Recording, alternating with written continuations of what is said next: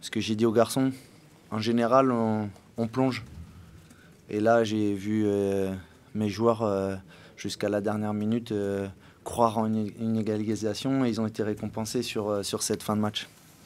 Après, pourquoi je dis ça ressemble à notre saison, c'est qu'on fait une entame de match qui est très très bonne, avec une bonne maîtrise. On pose des soucis, on a des opportunités, on mène au score, assez logiquement je trouve. Et après, par fébrilité ou par manque d'efficacité défensive, on relance notre adversaire parce que le but c'est de notre faute, c'est pas Niort qui nous met à défaut. Et malheureusement, c'est nous qui nous mettons dans une situation délicate. Alors après, on a tellement de pépins défensifs que dans ce secteur-là, avec un nombre important de blessés, que ça facilite pas parce qu'une défense elle a besoin de stabilité et on est obligé sans arrêt de compenser des choses, mais c'est vrai que ça nous fait défaut. Après, comme je vous l'ai dit au départ, je suis content d'avoir vu mes joueurs se créer autant de situations. Malheureusement, on ne marque pas suffisamment tôt. Quand je vois l'occasion de Jimmy, pour citer que lui, mais à la 70e minute, il reste 20-25 minutes derrière, ça change beaucoup de choses. Et je pense que quand on voit la fin de match, on avait ce qu'il fallait pour pouvoir gagner ici. Donc à la fois, je suis content des 15 dernières minutes par rapport à l'état d'esprit et ce que les garçons ont donné, et ils sont généreux dans les efforts, et à la fois c'est pas suffisamment maîtrisé pour pouvoir s'imposer. Le problème c'est de ne pas avoir fait la différence dans les 20 premières minutes. Il y avait l'occasion de tuer le match. Oui, mais c'est pas pour ça qu'on est obligé de prendre un but.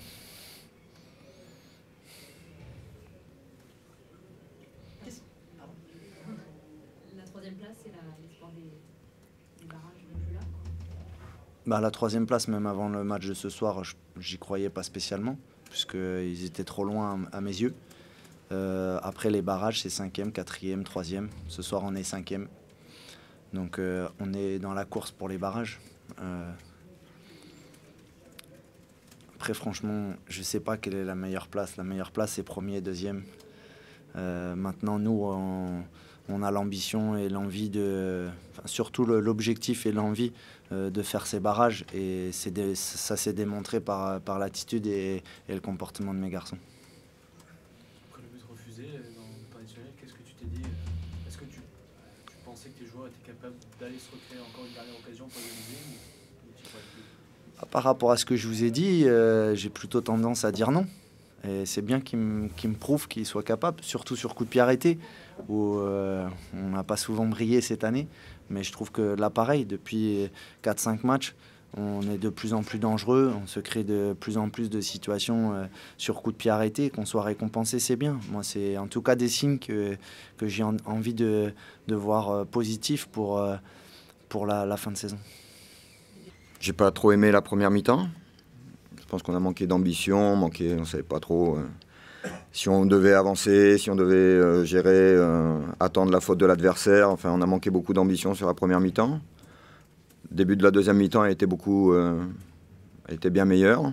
Après, je trouve qu'une fois qu'on a marqué le deuxième but, on a un petit peu reculé et a fini par concéder l'égalisation. Mais voilà, dans l'état d'esprit, ils se sont accrochés, ils se sont battus.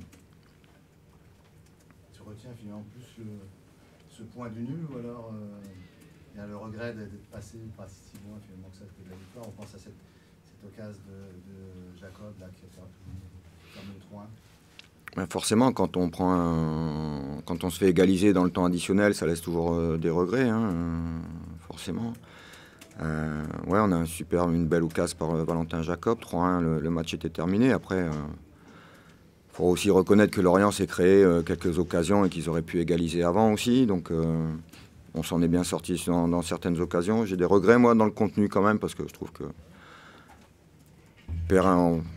dans la maîtrise collective, on est en difficulté. Et c'est plus des coups de boutoir ou des initiatives individuelles sur lesquelles on pose des problèmes à l'adversaire, mais sur la maîtrise collective, quand on compare notre jeu avec celui de Lorient, on est quand même en déficit. Après, on le sait aussi, quoi. Je veux dire, c'est pas le même budget, c'est pas les mêmes joueurs. Nous, on travaille, on s'accroche et parfois on souffre de la comparaison, mais ça reste un bon point quand même dans l'ensemble.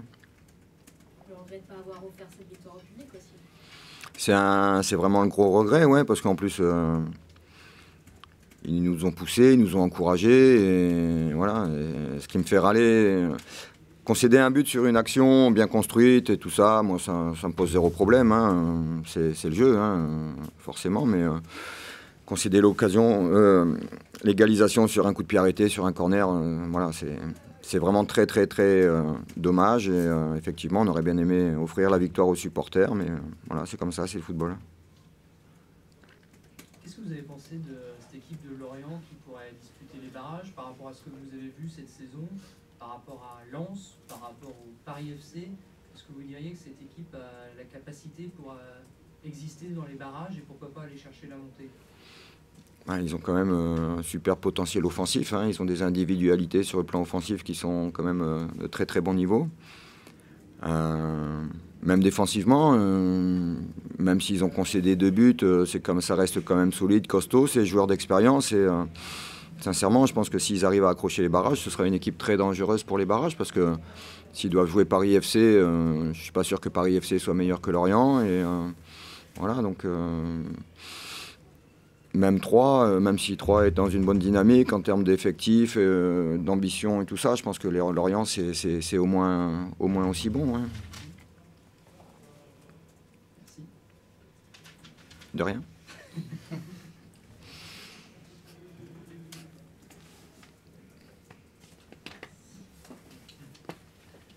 Juste une. Vous avez donc rencontré une grosse équipe de Lorient aujourd'hui. Une grosse équipe, je suis pas sûr. Ouais, enfin. Une équipe qui reflète son jeu, qui reflète la saison. Bon, on savait de toute façon qu'on allait souffrir. C'est une équipe qui aime bien avoir la possession du ballon et qui a des grosses qualités techniques. Et donc pour récupérer le ballon, c'est difficile. On laisse beaucoup d'énergie. Donc on savait qu'on allait devoir lutter. Et on espérait leur poser davantage de problèmes une fois qu'on aurait récupéré le ballon. Mais ça n'a pas été trop le cas, notamment sur la première mi-temps. Mais voilà, faire 2-2 alors qu'on ne joue plus rien et que Lorient cherche une place de barragiste, ça reste quand même une performance honorable pour nous, même si, encore une fois, sur le scénario, ça laisse énormément de regrets. On sent quand même que la victoire à Valenciennes la semaine passée a fait du bien dans les têtes, que ça soit sur le terrain, dans l'envie, dans l'engagement notamment. Je sais pas, enfin moi encore une fois, sur la deuxième mi-temps, je suis assez d'accord. Sur la première mi-temps, pas trop. J'ai l'impression, c'est ce que je leur disais à la mi-temps, quoi. J'ai l'impression que manquait d'ambition, qu'on était encore un peu à hésiter, à pas oser, à les presser, à mettre de la vitesse, de la percussion, un petit peu de folie, un petit peu de se lâcher totalement. C'était le mot d'ordre, hein. C'était vraiment qu'ils prennent du plaisir et qu'ils se lâchent et qu'ils fassent plaisir en même temps aux supporters, au public qui venait nombreux ce soir. Ils n'ont pas réussi sur la première mi-temps, mais voilà, sur la deuxième mi-temps, c'était mieux. Est-ce que le fait d'avoir gagné la semaine dernière, d'être maintenu officiellement, est-ce qu'à l'entraînement ou dans le groupe, tu as senti un changement depuis Valenciennes ou pas du tout? À quel niveau? Dans la tête, dans l'engagement qu'ils mettent à l'entraînement, dans l'engagement qu'ils mettent en match? Non, sincèrement, il y a eu des très bonnes séances d'entraînement depuis le match de Valenciennes. De toute façon, moi, dès qu'on a repris l'entraînement, retour de Valenciennes, j'ai dit que c'était hors de question qu'il y ait du laisser aller et qu'il y ait du relâchement. Au contraire, on a 3 superbes matchs à jouer, plus que 2 maintenant, mais aller à Brest, ça reste une superbe production à faire, quoi. Je veux dire, ça va être un stade plein contre un adversaire qui va essayer d'obtenir la montée sur ce match-là, donc c'est un super match à jouer. Et puis ici, un dernier match ici contre le Red Star. Red Star joue plus rien, mais voilà, ça doit être la fête à domicile à la saison pour finir. Donc voilà, là c'est vraiment la recherche du plaisir et en même temps d'essayer d'en donner, mais on fait ce qu'on peut. Il y a un adversaire qui nous empêche de faire ce qu'on veut aussi. C'est de la frustration, parce que là, se faire égaliser 93 ou 92e, c'est toujours très dur. Après, il poussait vraiment pour marquer, on aurait pu le prendre avant, mais bon, On a 92e, ouais, c'est frustrant, très frustrant. Sur l'ensemble du match, qu'est-ce que tu as pensé de cette équipe de Lorient? Comment tu les as trouvés, vous, au milieu de terrain? Ils sont très très forts offensivement. Défensivement, ils sont un peu bancals. Après, ils jouent pas, c'est pas un vrai latéral droit, c'est pas les vrais défenseurs qui jouent d'habitude. Mais ouais, il y a beaucoup de différence entre leur attaque et leur défense. C'est-à-dire? C'est-à-dire très très fort devant et un peu moins bon derrière. Comment tu perçois, quelle faille tu perçois derrière quelle faille vous avez perçu? Bah, on voit que dès qu'on met un peu de vitesse, un peu de mouvement, ils sont un peu perdus. Alors que c'est Lorient quand même, ils ne devraient pas être autant perdus. Après, c'est tous les défenseurs avec un peu de mouvement, ils ont du mal. Sur le plan personnel, comment toi tu t'es senti dans ce match-là? 30 premières minutes un peu compliquées, pas que pour moi, pour toute l'équipe. Dès qu'on a commencé à jouer, c'était un peu mieux, puis derrière je marque, donc ça facilite les choses. Il y a une deuxième mi-temps où on commence pas trop mal, puis petit à petit on baisse. On a la chance de marquer, de mener au score. Puis je sais pas, inconsciemment on redescend au lieu de continuer à avancer et de mettre un troisième but.